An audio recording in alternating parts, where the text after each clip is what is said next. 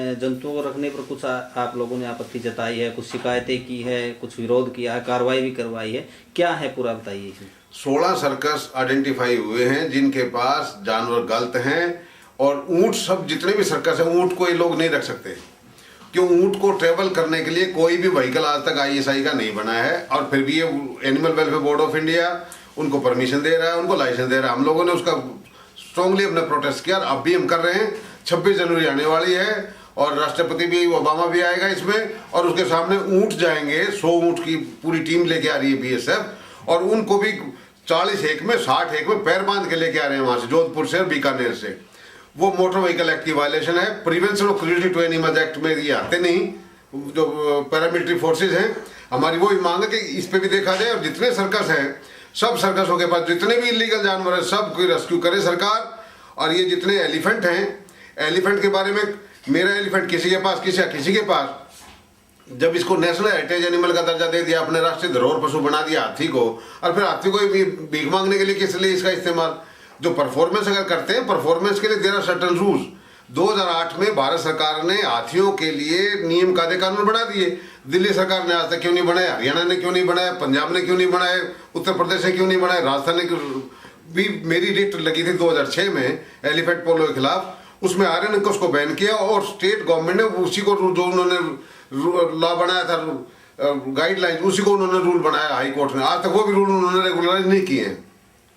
Circle के पास ईमू रखते हैं, ईमू अनरजिस्टर्ड है, परफॉर्मिंग एनिमल है नहीं, किस लिए उसके पास रखना।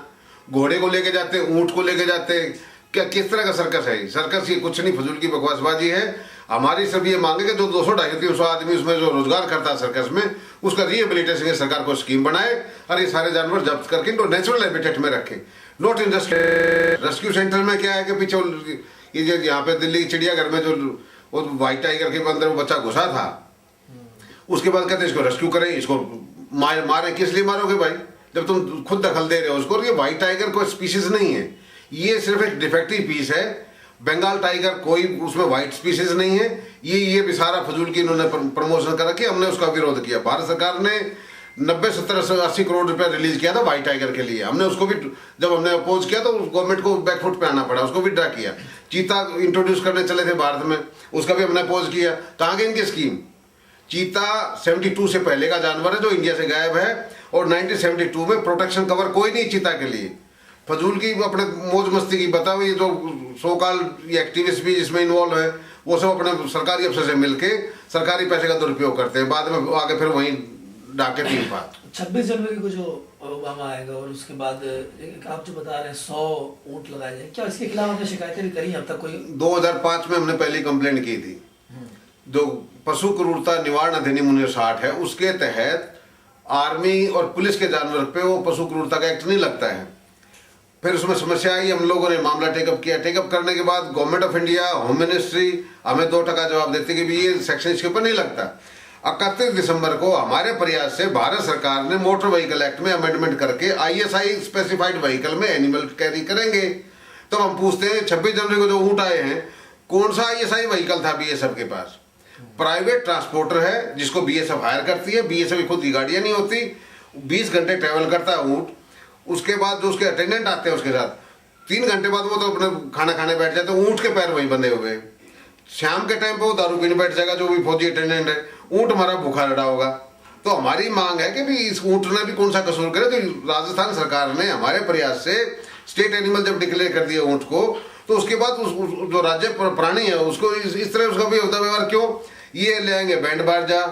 भाई बॉर्डर सिक्योरिटी फोर्स अगर उसको रख रही है, बॉर्डर पे कोई इनको दिक्कत है, बॉर्डर पे उसका इस्तेमाल कर लें। उसके बाद 6 साल 8 साल के सर्विस के बाद, रिटायरमेंट के बाद बूचर को देते स्लोटिंग के लिए जाएगा। भाई जिसने देश की सेवा की हो, क्यों स्लोटिंग हो उसका। ऊँट का रिहेबिलिटेशन क्यों ना हो आफ्टर रिटायरमेंट, उसको रैंक क्यों ना मिले।